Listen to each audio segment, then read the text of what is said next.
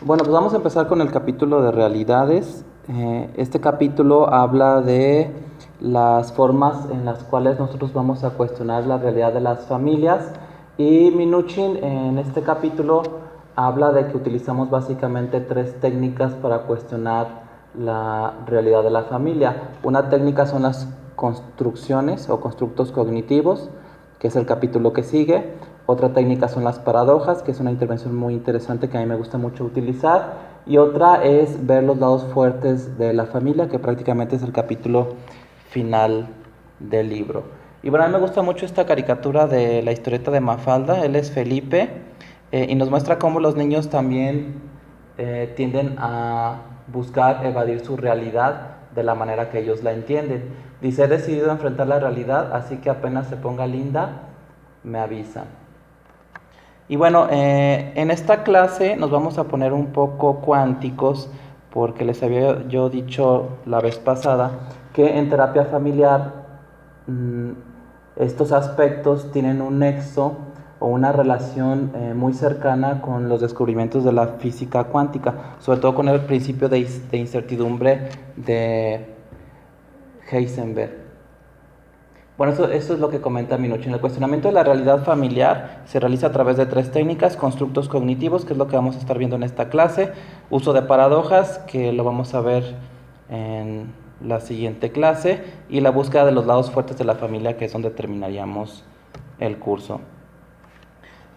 Y esto lo dice Egilus. Dice: existen premisas familiares vividas como ciertas, por lo cual ya no pasan por la discusión o cuestionamiento de su veracidad. Todas las familias tienen una manera de percibir su realidad que ha sido heredada de generaciones anteriores, y el choque que produce la terapia precisamente tiene que ver con el reencuadramiento que hace el terapeuta. Este capítulo de realidades y los que siguen, desde mi punto de vista, es una manera más profunda de entender el encuadramiento de Minuchin. Minuchin percibe cómo es la realidad de la familia. Él busca una realidad alterna, cuestiona la realidad familiar y propone la realidad alterna a través de constructos cognitivos. Y bueno, para podernos adentrar al tema de la realidad, pues sí tenemos que entender estas preguntas. Número 1, ¿existe la realidad? Y 2, en caso de existir, ¿qué es la realidad? Ahora con las nuevas tecnologías y los contenidos que se generan en redes sociales, pues se habla de una realidad virtual, y que aunque es una realidad no tangible, pues no podríamos negar que forma parte de nuestras vidas, sobre todo de las vidas de personas jóvenes que pasan gran parte de su tiempo, incluso de su día, en esta realidad virtual, ¿no? Personas mayores no acostumbran a hacerlo, pero poco a poco se están acostumbrando a la existencia de esta realidad alterna que inunda nuestros días. Y bueno, esta es una definición que aparece en un diccionario de filosofía. El autor es Nicola Abagnano, y dice: en su significado propio y específico, el término designa el modo de ser de las cosas en cuanto existen fuera de la mente humana o independientemente de ella. Que yo considero que es importante adentrarnos a los descubrimientos de la física cuántica, porque precisamente lo que han descubierto los físicos es que los fenómenos externos no existen de manera totalmente independiente de la mente. Es decir, el observador es parte del fenómeno observado, no se encuentra fuera de, y al ser parte del fenómeno observado, lo modifica con solo mirarlo. Esas son otras preguntas que tenemos que hacernos: ¿cómo conocemos la realidad? Y la segunda es una pregunta más bien epistemológica: ¿cómo llegamos a conocer nuestra manera de conocer la realidad? Que precisamente la epistemología trata sobre la forma en cómo nosotros adquirimos el conocimiento, o la forma en cómo nosotros desarrollamos mecanismos para aprender o para comprender nuestra realidad. Y bueno, los experimentos que se han hecho en física cuántica han venido a revolucionar no solo el campo de la física, considerada como una ciencia exacta, sino otras disciplinas que tradicionalmente se les han considerado como humanísticas. Se ha visto que el comportamiento de las partículas subatómicas tiende a modificarse cuando son puestas frente a un observador. Y bueno, él es el Doctor Quantum que aparece en la película ¿Y tú qué sabes? Y vamos a revisar un fragmento de este filme para poder entender lo que sucede con las partículas subatómicas y cómo el comportamiento de estas viene a desafiar lo que se ha considerado el determinismo tradicional. Vamos a verlo. Lo que nos enseñan en el colegio no es exactamente la verdad. Además, los sentidos nos gastan bromas. Uno debe preguntarse, ¿qué es la realidad en la que nos encontramos? Los físicos modernos dicen que no son más que ondas de información. ¿Me lo creo? Eso espero. ¡Oiga! Así que hago magia en la cancha. Sí, yo siempre escojo primero al niño prodigio. El doctor Quantum dice que todo el mundo tiene poderes mágicos, que todo el mundo los usa, que los usa siempre. Cada vez que uno mira. Y aquí tenemos al padre de todos los misterios cuánticos. El experimento de la doble ranura, que tiene muy mala fama. Para entender este experimento, primero tenemos que ver cómo actúan las partículas o las bolitas de masa. Si disparamos al azar un objeto pequeño, canicas por ejemplo, hacia la pantalla, vemos reflejado un patrón en la pared de detrás en la que han rebotado tras pasar por la ranura. Y ahora, si añadimos una segunda ranura, lo lógico es esperar ver una segunda franja en la pared de detrás. Ahora, probemos con ondas. Las ondas alcanzan la ranura, se propagan y llegan a la pared de detrás, donde tienen mayor intensidad justo enfrente de la ranura. La franja de resplandor demuestra precisamente esa mayor intensidad. Es un efecto similar al de la franja que dibujan las canicas. Pero cuando añadimos la segunda ranura, ocurre algo distinto. Si la parte superior de una onda choca con la inferior de otra, se eliminan entre ellas. De esta forma, en la pared obtenemos un patrón de interferencias. Donde chocan las dos partes superiores hay más intensidad, las líneas resplandecientes, y donde se eliminan no hay nada. Así pues, cuando lanzamos algo, es decir, materia, a través de dos ranuras, obtenemos esto, dos franjas de golpes. Pero con ondas, el resultado es un patrón de interferencias con muchas franjas. Muy bien, de momento. Vamos a ponernos cuánticos. Un electrón es un pedacito minúsculo de materia, como una canica diminuta.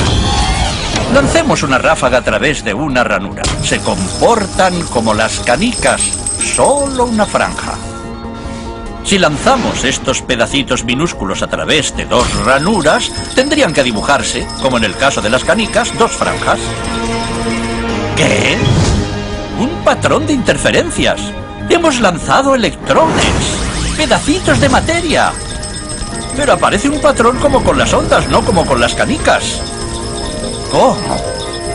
¿Cómo pueden trozos de materia generar un patrón de interferencias como una onda? No tiene sentido. Pero los físicos son muy inteligentes y pensaron, quizá las bolitas rebotan unas contra otras y crean ese dibujo. Y decidieron lanzar los electrones de uno en uno. Así no podían afectarse unos a otros. Pero estuvieron así una hora y vieron aparecer el mismo patrón de interferencias. No podemos ignorar la conclusión. Cada electrón sale como partícula. Se convierte en una onda de posibilidades, pasa por las dos ranuras e interfiere consigo mismo hasta que golpea la pared como partícula. Pero matemáticamente es aún más curioso. Pasa por las dos ranuras y por ninguna. Pasa por una y por la otra. Todas estas posibilidades están superpuestas las unas con las otras. El experimento desconcertó muchísimo a los físicos, tanto que decidieron mirar con atención para decidir por qué ranura pasaba en realidad el electrón.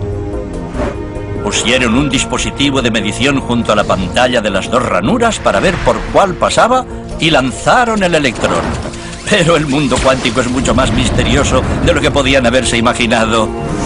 Cuando miraron, el electrón volvió a comportarse como una canica pequeña. Dibujó un patrón de 2 franjas, no un patrón de interferencias. La misma acción de medir u observar por qué ranura pasaba conllevó que solo pasara por una, no por las 2. El electrón decidió actuar de manera distinta, como si fuera consciente de que lo observaban. Y en ese momento los físicos se adentraron para siempre en el extraño submundo de los acontecimientos cuánticos. ¿Qué es la materia? ¿Canicas? ¿Ondas? ¿Y ondas de qué? ¿Y qué tiene que ver el observador con todo esto? El observador destruyó la función de onda con solo mirar. Bueno, aquí lo importante es cómo nuestra postura de observadores viene a colapsar la función de onda de una partícula. Cuando una partícula se comporta como una onda, es una nube de posibilidades, puesto que una onda puede estar en muchas partes y puede expandirse. Por eso es que la onda podría pasar por las 2 rendijas. Pero cuando el investigador observa o utiliza un instrumento de medición, algo interesantísimo es que la partícula pareciera que es consciente que está siendo vista o que está siendo medida y empieza a comportarse como partícula. Es decir, el observador, al medir y al estar consciente de que hay un fenómeno físico frente a él, está creando una realidad, puesto que está haciendo que la onda de energía se comporte como una materia. Que en ese sentido, esos experimentos nos han mostrado que la materia o el mundo físico se enfrenta a un dilema hamletiano: ser o no ser. Ahí la cuestión, ¿no? ¿Qué es la materia? ¿Son ondas o son partículas? ¿Y son ondas de qué o partículas de qué? Y bueno, esto llevó al principio de incertidumbre, porque futuros experimentos mostraron que era muy difícil poder contar con toda la información de las partículas subatómicas, por esta tendencia a comportarse distintas cuando se utilizan instrumentos de medición. Esto lo dice Stephen Hawking en El universo en una cáscara de nuez. Dice: no hemos logrado mucho éxito en la predicción del comportamiento humano. A primera vista, el determinismo parece amenazado por el principio de incertidumbre, que establece que no podemos medir con precisión la posición y la velocidad de una partícula simultáneamente. Que esto lo demostró Heisenberg. Es imposible poder tener ambas informaciones a través de nuestras mediciones. Y dice Hawking: cuanto mayor es la precisión con que medimos la posición de una partícula, menor será la precisión con que podamos determinar la velocidad, y viceversa. La versión de Laplace del determinismo científico sostenía que si conociéramos las posiciones y las velocidades de las partículas en un instante dado, podríamos determinar sus posiciones y velocidades en cualquier otro instante del pasado y del futuro. Es decir, el determinismo de este físico del siglo XVIII entendía el universo como si fuera una mesa de billar, y en donde todos los movimientos se pudieran calcular, y en donde se pudiera tener toda la información en un momento dado, y por tanto inferir lo que había sucedido en el pasado y lo que podría suceder en el futuro. Y bueno, esta es la pregunta que se hace Stephen Hawking: ¿cómo podríamos ni siquiera empezar si el principio de incertidumbre nos impide conocer con precisión las posiciones y las velocidades en un instante? Por buenos que sean nuestros ordenadores, si les introducimos datos imprecisos, obtendremos predicciones también imprecisas. Entonces es interesante cómo los fenómenos físicos se resisten a revelarse ante la mirada de los físicos. Por eso es que Heisenberg comenzó a utilizar el término de incertidumbre, o al menos tradicionalmente ese es el que se ha utilizado en las traducciones al español de sus escritos. Y vemos entonces que los físicos se topan con una gran interrogante, puesto que todos los datos que quisieran tener en un momento sobre las partículas atómicas escapan a la medición. Esto lo dice Jesús Navarro: todo el mundo creía que la precisión de cualquier medida solo estaba limitada por la precisión de los instrumentos de medida utilizados. Heisenberg demostró que eso no es así en el caso de ciertos pares de magnitudes. La mecánica cuántica establece un límite a la precisión con la que se pueden conocer estas magnitudes. En la formulación de la ley de causalidad, si conocemos el presente, precisamente podemos predecir el futuro.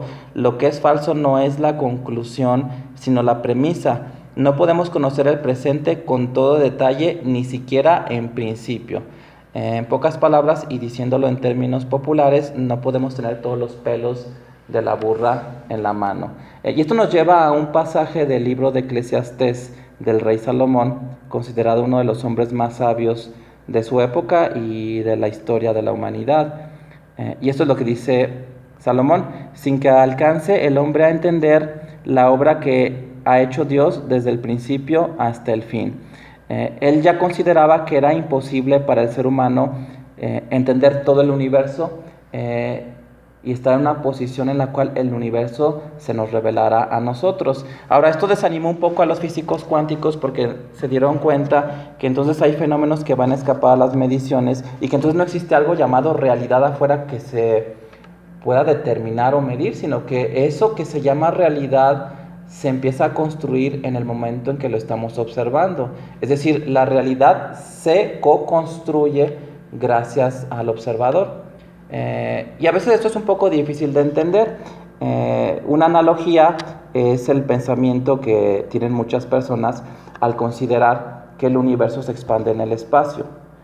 Pero en realidad el universo no se expande en el espacio. El universo crea el espacio al expandirse. Lo mismo sucede con la realidad. La realidad se va co-creando cuando la observamos. Ahora, esto puede ser un punto de quiebre para todas las ciencias que pretendían considerarse ciencias exactas o ciencias duras. Sin embargo, lo cierto es que esta situación no tiene que preocuparnos mucho porque el misterio o las grandes interrogantes sobre la naturaleza de las cosas pues ha dado pie o ha dado lugar a muchas manifestaciones artísticas y culturales. Y aquí viene a mi mente una rima de Gustavo Adolfo Bécquer cuando habla de los misterios de la ciencia. Dice: mientras la ciencia a descubrir no alcance las fuentes de la vida y en el mar o en el cielo haya un abismo que al cálculo resista, mientras la humanidad siempre avanzando no sepa a dónde camina, mientras haya un misterio para el hombre, habrá poesía. Bueno, los grandes científicos, incluso grandes médicos que han revolucionado nuestra ciencia, han tratado de entender los fenómenos fisiológicos y también la estructura del cuerpo humano como si fuera una máquina que tiene su manera de comprenderse y que tiene su manera de revelar sus mecanismos. Cuando Andrés Vesalio escribe su tratado sobre anatomía, titula su trabajo de Humanis Corpora Fabrica, o la fábrica del cuerpo humano, en una traducción muy literal, ¿no? Aunque en realidad una traducción menos literal del latín es las estructuras del cuerpo humano. Pero bueno, no puede dejar de venir a nuestra mente la idea que él tenía de que el cuerpo era como una fábrica o como una serie de máquinas interrelacionadas que tenían un funcionamiento que se podía determinar, que se podía medir, que se podía conocer. Ahora sabemos que a un nivel cuántico esto no es posible hacer. En pocas palabras, podríamos decir que los seres humanos y nuestra mente no somos máquinas. A lo mejor podríamos ser como máquinas, y el hacer el símil o el comparativo de la máquina y el hombre puede ser un modelo que nos puede ayudar a contestar muchas respuestas, pero que también nos plantea nuevos cuestionamientos. Y esto lo dice Stephen Hawking: ni siquiera podemos suponer que la partícula tiene una posición y una velocidad que Dios conoce, pero que nos permanecen ocultas. Incluso Dios está limitado por el principio de incertidumbre y no puede saber la posición y la velocidad de una partícula. Bueno, esto yo no lo sé, yo no podría adentrarme en este concepto porque no soy teólogo ni sé sobre física cuántica.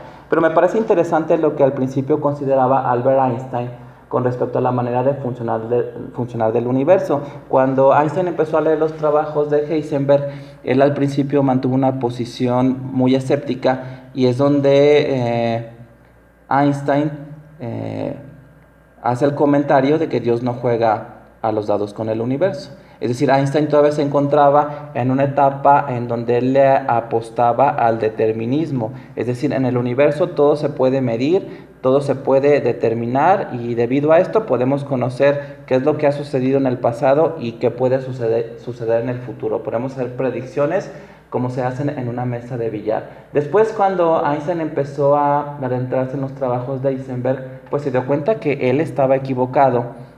Y ya otros físicos que han continuado este tipo de investigaciones, pues han dicho que Dios sí juega a los dados con el universo. Y hay algo interesante, no nada más sí juega a los dados con el universo, sino que los tira donde no los podemos ver. Es decir, hay una parte de la realidad, si le podemos llamar así, que escapa a nuestra medición. Entonces, sí juega a los dados y los tira donde no los podemos ver. Eso lo decía al principio Stephen Hawking, y ahora Stephen Hawking dice que Dios sí juega a los dados, los tira donde no los podemos ver, y que incluso los tira donde ni siquiera Él mismo los puede ver. Es decir, como si Dios también respetara el principio de incertidumbre y Él fuera ciego a muchos fenómenos que están sucediendo en el universo, ¿no? Hay quien dice que Dios sí juega los dados, los tira donde no los podemos ver, los tira donde Él tampoco los puede ver y aparte hace trampa. Pero bueno, ya se adentrarnos en temas bastante complejos para el propósito de esta clase. Y esto lo dice Jesús Navarro: el determinismo de la física clásica parece que es incompatible con el libre albedrío. Claro, una máquina no tiene libre albedrío, una máquina funciona de una manera determinista. Se abre una posibilidad de su existencia con las relaciones de Heisenberg, que eso es interesante porque pareciera entonces que la física cuántica nos ha mostrado que existe eso que los filósofos llaman libre albedrío. Hay un momento de libertad, un momento que no está escrito, que no está determinado y que cada persona puede elegir. Desde esta perspectiva, yo creo que nos estamos acercando al origen de la conciencia, ¿no?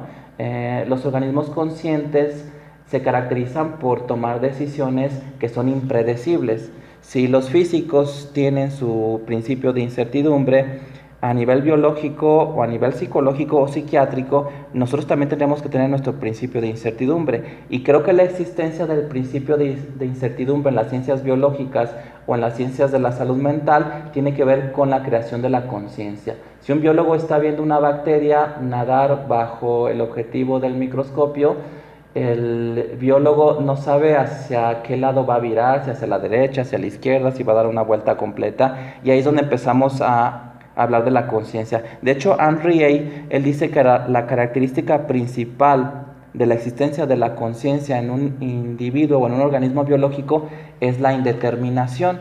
Y ahora sabemos que esa indeterminación es posible gracias a los descubrimientos de la física cuántica. Esta frase yo se las había citado ya antes, que me gusta mucho. No sé cuál es el trabajo original, porque esto lo cita Karl Jaspers en su Psicopatología General, pero eso es lo que dice Jean-Martin Charcot, uno de los neurólogos más ilustres que han existido en la historia de la medicina. Hay un momento entre la enfermedad y la salud que parece depender del enfermo. Que eso es interesantísimo, no he encontrado algún otro autor que hable sobre esto, ¿no? Algún punto en donde parece ser que hay una microdecisión o que se elige algo y que eso genera pues un camino u otro en cuanto a la salud o a la enfermedad mental. Ahora, en los sistemas abiertos, la indeterminación es algo que observamos a nivel bastante cotidiano, que en ese sentido yo diría que la principal diferencia entre la neurología y la psiquiatría es que la neurología sí puede seguir cierto determinismo, o expresándolo en términos menos físicos y más médicos o neurológicos, la neurología puede entenderse perfectamente bien a través del método anatomoclínico, que es el método que llega a su máxima expresión con los trabajos de Jean-Martin Charcot. Jean-Martin Charcot encontraba hallazgos en la exploración física y eso lo correlacionaba con una lesión en el cerebro, que generalmente se podía comprobar si había la oportunidad de hacer una autopsia en caso de que el paciente falleciera, ¿no? Y el método anatomoclínico pues es el fundamento de el entendimiento de las enfermedades neurológicas. Pero los que trabajamos en psiquiatría no nos podemos guiar por este modelo, puesto que aquí vemos la indeterminación. Y Lynn Hoffman dice que los sistemas abiertos reaccionan de una manera impredecible porque están abiertos a múltiples canales de información, o bien son sistemas abiertos que, como su nombre lo indica, están insertos en otros sistemas. Si tú pateas a un perro, pues no vas a seguir el principio de la bola de billar, ¿no? Con el billar, dependiendo del golpe del taco, el ángulo, la dirección, la superficie, los bordes de la mesa, tú puedes predecir, si eres un físico, hacia dónde va a avanzar la bola. Pero si pateas a un perro, pues hay una indeterminación, no sabes qué es lo que va a pasar. El perro te puede morder, puede salir llorando. Si es un perro masoquista o acostumbrado al maltrato, puede no hacer nada, y entonces obedece esto a un esquema distinto. Y bueno, aquí nos adentramos a un área muy interesante de la psicopatología, que tiene que ver con la falta de correlación entre los fenómenos biológicos y los fenómenos psíquicos. Es decir, no nada más los psiquiatras no nos basamos en el modelo anatomoclínico, sino que tenemos que estar conscientes que no existe un paralelismo exacto de fenómenos psíquicos y físicos. Y esta es la analogía que da Karl Jaspers para entender estos fenómenos. Dice, es como cuando se explora un continente desconocido desde dos partes, pero los exploradores no se encuentran porque queda siempre entre ellos un vasto territorio impenetrable. Bueno, vamos a verlo en una animación. Aquí tenemos un continente que es la mente humana. Tenemos un explorador. El explorador está interesado en los fenómenos físicos. Puede ser un fisiólogo, un neurólogo, un investigador en ciencias básicas. Y aquí tenemos a un psicopatólogo que está interesado en la fenomenología. Y bueno, cada uno desde su trinchera pues empieza a explorar el continente, y ellos inocentemente consideran que en algún punto se van a encontrar. Pero de acuerdo al pensamiento de Karl Jaspers, esta búsqueda nunca termina, porque conforme empiezan a acercarse al centro del continente, de repente se topan con que existe un gran abismo que les impide encontrarse y compartir sus observaciones. Que eso es interesantísimo. En la psiquiatría americana no se habla de esto. Esto es más de la escuela francesa, que es lo que Henry A. llama la hendidura organoclínica o el hiato organoclínico. Y eso es lo que comenta Henry A. No es prudente ni razonable inferir directamente el síntoma a partir del trastorno orgánico y su materialización o mecanicismo. Siempre hay una separación o hendidura organoclínica, es decir, no podemos establecer esa correlación. De hecho, Germán Berrios, en su obra Delirio, él dice que los síntomas psicopatológicos son como rocas volcánicas, es decir, han cursado por una serie de procesos en los cuales han ido perdiendo la información de su origen. Es decir, si tú analizas una roca volcánica que ya está cristalizada, no hay manera de saber cuáles eran las características que tenía el magma que se encontraba en el centro de la Tierra, puesto que los accidentes que sufrió el magma al ser expulsado del volcán y que lo cristalizó en una roca volcánica, le ha hecho perder información que tenía de su origen. Lo mismo sucede con los fenómenos psicopatológicos. Dice Germán Berrios que los fenómenos psicopatológicos han sido enucleados o han sido desprovistos de la información original, de manera que la señal neurobiológica y el síntoma se encuentran a una gran distancia y uno no contiene la información del que le precede. En ese sentido, podríamos encontrar un principio de incertidumbre en la psiquiatría, y entonces podemos empezar a hablar de una psiquiatría cuántica, ¿no? Así como se ha hablado de una neuropsiquiatría o de una psiquiatría biológica o una psiquiatría molecular, el avance en el estudio de la psiquiatría sí podía llegar al nivel de una psiquiatría cuántica. Y bueno, esto lo dice Sófocles en la tragedia de Antígona. Muchos misterios hay, de todos los misterios el más grande es el hombre. El hombre es el más grande principio de incertidumbre. Ahora, lo importante de todo esto que se ha descubierto en materia de física cuántica nos ayuda a entender que al no estar todo determinado, el terapeuta familiar puede construir nuevas realidades y que esos pueden matizar la vida familiar de una manera constructiva para los miembros de cada familia. Dice Minuchin, todo cambio en la estructura de la familia modificará su visión del mundo, y eso es lo interesante, y todo cambio en la visión del mundo sustentada por la familia será seguida por un cambio en su estructura, incluidos los cambios en el uso del síntoma para el mantenimiento de la organización familiar. En realidad el terapeuta familiar es un co-constructor y un creador de nuevas realidades que le vende esas realidades a la familia para que ellos puedan percibir su vida de manera distinta y empezar a funcionar a otro nivel.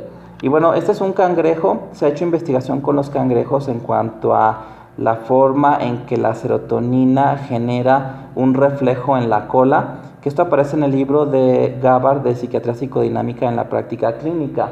Dice, los investigadores han identificado una neurona en el cangrejo cuya respuesta al neurotransmisor serotonina difiere en forma dramática según la escala social del animal. Esta neurona controla el reflejo del latigazo de la cola en el cangrejo, que es relevante para la respuesta lucha-huida.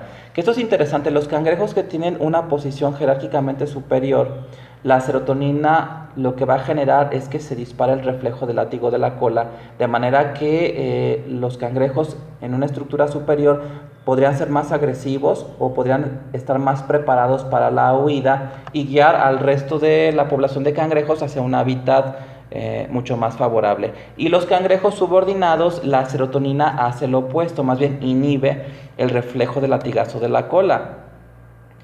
Y esto lo sigue citando Gabbard. En un animal dominante, la serotonina hace que las neuronas se disparen. El mismo neurotransmisor puede suprimir el disparo neuronal en animales subordinados. La respuesta a la serotonina no está codificada de modo permanente. Que esto es interesantísimo para nosotros los psiquiatras, porque entonces quiere decir que el uso de psicofármacos no nos permite predecir una respuesta en todos los individuos, puesto que el nivel que ocupa ese individuo dentro de su escala social o dentro de su contexto nos va a determinar cuál es la respuesta a una modificación en el balance químico de las neuronas.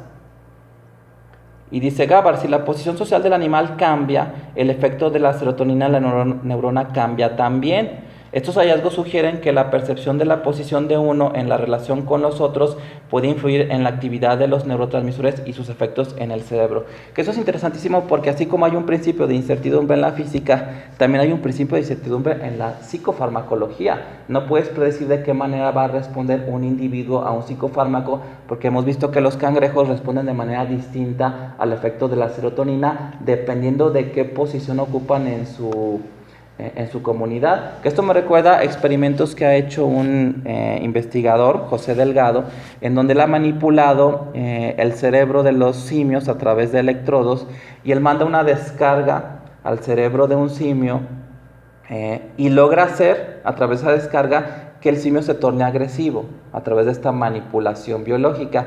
Pero algo interesantísimo que encontró José Delgado es que esta manipulación biológica no basta para predecir la conducta del animal, puesto que se ha visto que esta manipulación efectivamente genera agresividad, pero que los simios manipulados por este método nunca atacan a los machos alfa o a los miembros de la colonia que tienen una posición jerárquica superior. Generalmente tendían a atacar con su agresividad a simios que se encontraban en una posición inferior. Que esto es interesantísimo porque por mucho que se quisiera manipular lo que entendemos como biológico, había una decisión en donde el simio decía, bueno, a ver, a mí no me conviene desafiar al macho alfa porque así me van, ¿no? Estaban siendo manipulados biológicamente, pero no eran tontos. Preferían mejor atacar a alguien de su mismo nivel o que se encontrara en un estrato inferior. Desde esa perspectiva, y aunque suena poco alentador y a lo mejor hasta desilusionante para algunos, nunca va a existir una psicofarmacología que se acerque a ser una ciencia dura. Digo, si la física cuántica no es una ciencia dura, la psicofarmacología nunca lo va a hacer, porque recordemos que nosotros estamos buscando incidir en organismos que tienen conciencia y que al tenerla tienen su propio principio de incertidumbre, ¿no?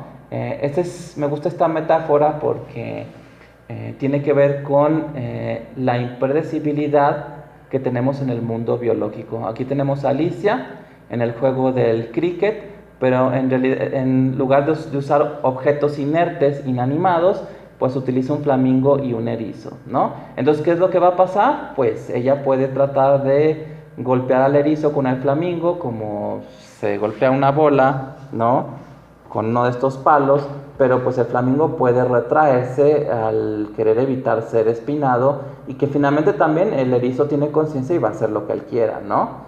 Eso quiere decir que también estamos nosotros limitados para modificar los sistemas biológicos, puesto que el grado de libertad que ellos tienen puede superar por mucho nuestra capacidad para generar cambios. Y a veces el desconocimiento de esto puede hacer que el psiquiatra o el terapeuta se sientan muy frustrados y que culpen a sus pacientes de la falta de cambio. Y bueno, dice Minuchin, el terapeuta, que es un creador de universos, ofrecerá a la familia una realidad diferente. A lo mejor en la década del 60, cuando todavía no se le daba suficiente divulgación a estos trabajos, porque por supuesto que ya existían, hubiera parecido exagerado que Minuchin dijera que el terapeuta es un creador de universos. Pero ahora que sabemos que nosotros al observar podemos colapsar la función de onda, que es una nube de posibilidades, y hacer que las partículas se comporten como una materia, es decir, que podemos materializar nuestra realidad, pues efectivamente creo que el terapeuta sí tiene esta capacidad de crear nuevas realidades y podérselas ofrecer a la familia. Hay que recordar nuevamente que gracias a la física cuántica sabemos que el observador es parte del observado.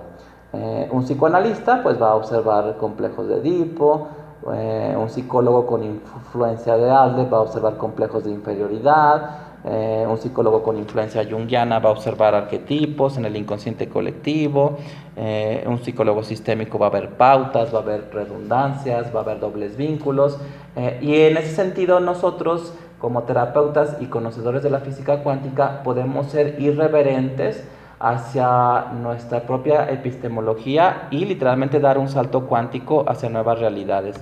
Cuando los niños son pequeños y se miran en el espejo, no pueden observar sus rasgos físicos de manera objetiva, puesto que generalmente nunca se permite que eso suceda, y la madre siempre está ahí presente tratando de matizar lo que son las percepciones del niño, ¿no? Por ejemplo, esta mamá le dice al niño, tienes los ojos de tu abuela, te pareces mucho a tu papá, de manera que ya aquí hay una co-construcción de la realidad que percibe el niño reflejada en el espejo, y probablemente estos constructos tengan tanto poder que acompañen al niño por el resto de su vida si es que él no se somete a una intervención terapéutica. Y dice Minuchin, existen esquemas explicativos que confieren sentido a los hechos, proverbios, máximas, leyendas y cuentos tradicionales, que se ha criticado mucho a los cuentos de hadas por los finales felices que tienen y cómo han generado que muchos niños consideren que el matrimonio es miel sobre hojuelas, ¿no? Que es interesante lo que se expresa en este libro de Grad, La princesa que creía en los cuentos de hadas. Dice, la princesita memorizaba cada palabra que su madre pronunciaba y noche tras noche se quedaba dormida tejiendo maravillosos cuentos de hadas en su imaginación. ¿Algún día llegará mi príncipe?, le preguntó una noche a la reina, abriendo sus maravillosos ojos ámbar llenos de asombro e inocencia. Sí, cariño, le contestó la reina, algún día.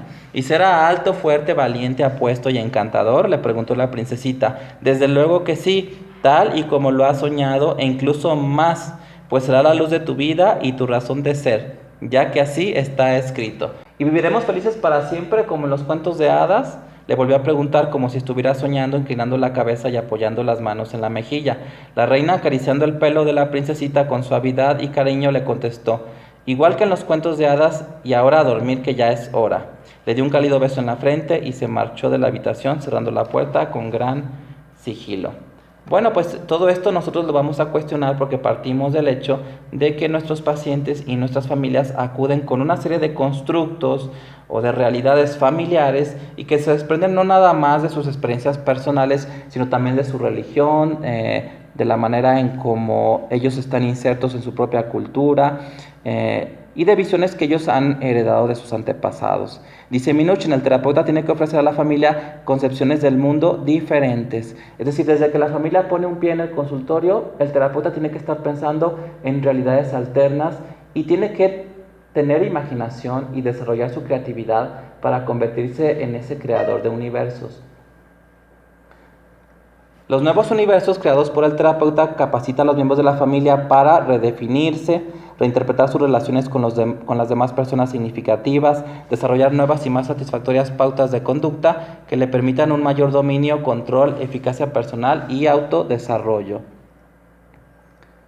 Esto lo dice Bagarozzi. Los mitos personales desempeñan la función de explicar y guiar la conducta humana de manera análoga al rol desempeñado por los mitos culturales y religiosos en todas las sociedades. Hay pautas culturales que tienen que ver incluso con nuestro estrato socioeconómico. Oscar Luis habla de la subcultura de la pobreza, hay una cultura también de la clase media, de la clase alta, pero aparte también hay mitos personales que van a matizar nuestra manera de entender la realidad.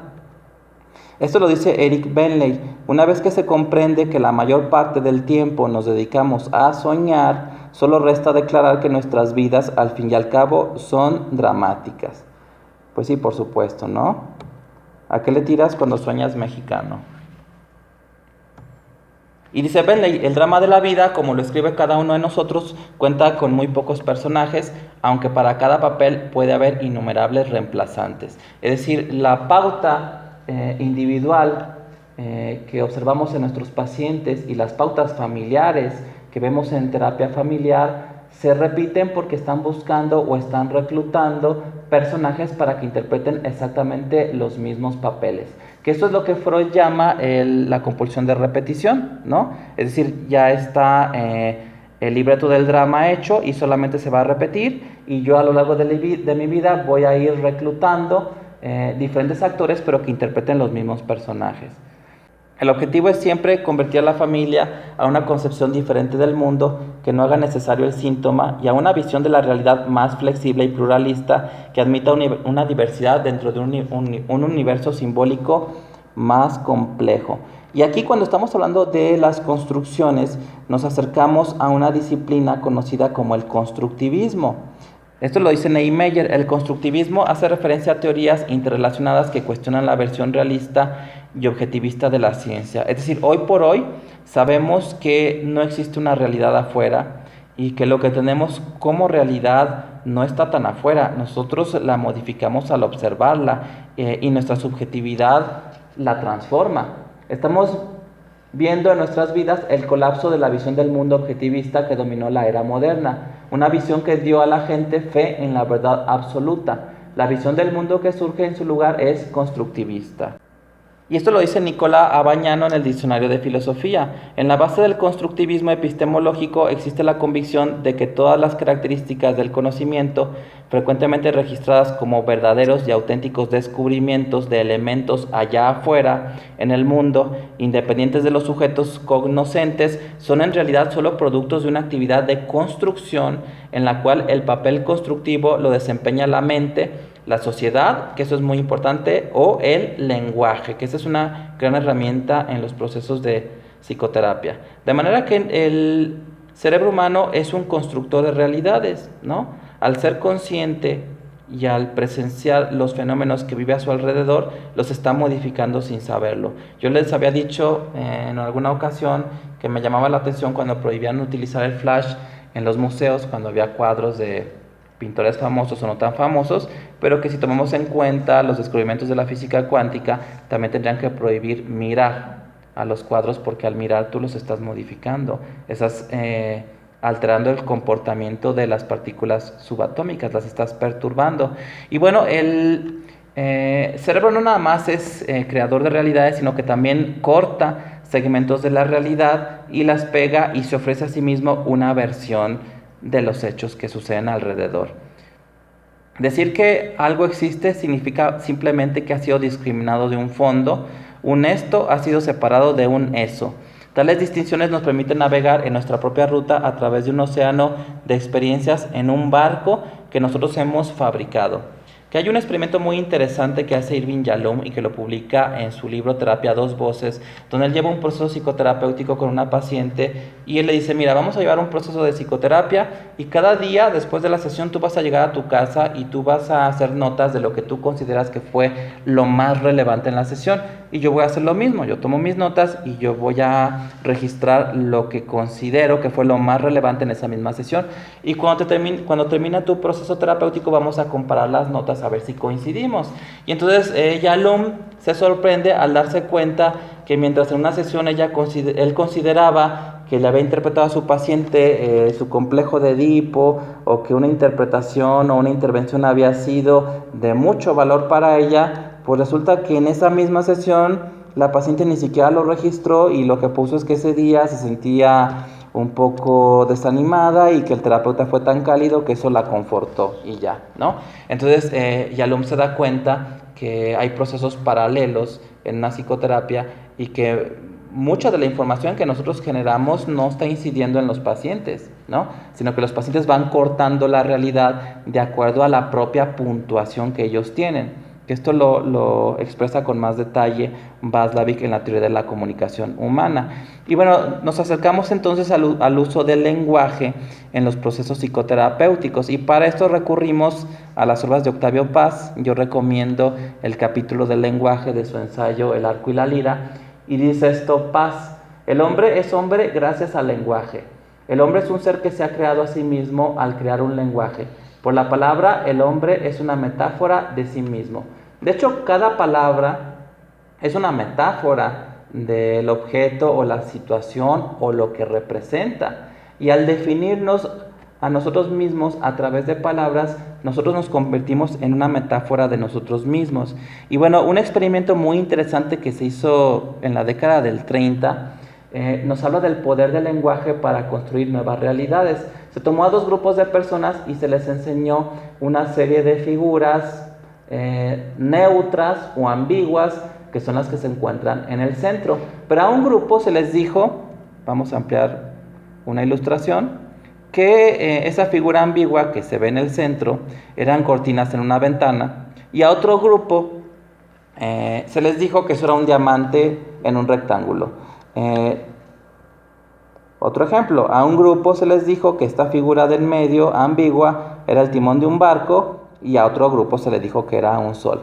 Cuando se retiró de la mirada de los participantes estos dibujos ambiguos y se les pidió que los dibujaran de acuerdo a lo que ellos recordaban haber percibido en el grabado, pues resulta que a los que se les dijo que eran cortinas en una ventana, tendieron a dibujar algo muy parecido a las cortinas en una ventana, y ellos juraban y perjuraban que lo que ellos habían dibujado era idéntico al dibujo original. Igualmente, los que se les dijo que era un diamante en un rectángulo dibujaron algo así, y ellos estaban seguros que esta era el dibujo original. Lo mismo sucedió con las otras figuras. Aquí tenemos el ejemplo del timón en el barco. A los que se les dijo que era esto, dibujaron algo muy parecido a un timón, y a los que se les dijo que era un sol, dibujaron algo muy parecido a un sol. Pero los participantes estaban seguros que ellos habían recreado la figura original. Y Carl Mitchell, el que encabezó esta investigación en la década de los 30, se da cuenta que las palabras fueron capaces de matizar la percepción de la realidad. Dice, los recuerdos visuales de los participantes en la investigación habían cambiado de acuerdo con las etiquetas verbales que habían recibido. El empleo de las palabras que describían las figuras había moldeado y ajustado la memoria de dichas figuras. Entonces es interesante el poder del lenguaje para cambiar una realidad, para modificarla. Y con esto viene a nuestra mente una frase de García Márquez que dice que la vida no es la que uno vivió, sino la que uno recuerda, y cómo la recuerda para contarla. Y estos hallazgos nos llevan al desarrollo de un nuevo modelo sistémico conocido como la terapia narrativa. Bueno, y dice Niemeyer, no tenemos acceso directo a la realidad externa, singular, estable y totalmente cognoscible. Esto ya es un hecho gracias a la física cuántica. Al contrario, toda nuestra comprensión de la realidad está inmersa en el contexto. Se forja interpersonalmente y es necesariamente limitada. Las distinciones que hacemos no son datos prefabricados entregados directamente a nuestros sentidos por un mundo externo. El hombre crea sus propias maneras de ver el mundo en el que vive. El mundo no las crea por él. La luz puede bañar la superficie retinal de nuestros ojos, pero no penetra directamente dentro de ella, Por eso sus propiedades solas no pueden determinar lo que tomamos como datos perceptuales. La mayor parte de nuestro sistema visual es autorreferencial. Que esto lo explica con más detalle Fernández Guardiola cuando habla de la percepción. Él dice, la percepción es el resultado de un proceso a través del cual los observadores extraen la información adecuada de la entrada sensorial, y eso es muy importante, y formulan una hipótesis sobre ella. Que aquí tenemos un estímulo muy ambiguo, y aquí nosotros, si observamos las formas, pues cada uno de nosotros va a elaborar una hipótesis de lo que estamos viendo, ¿no?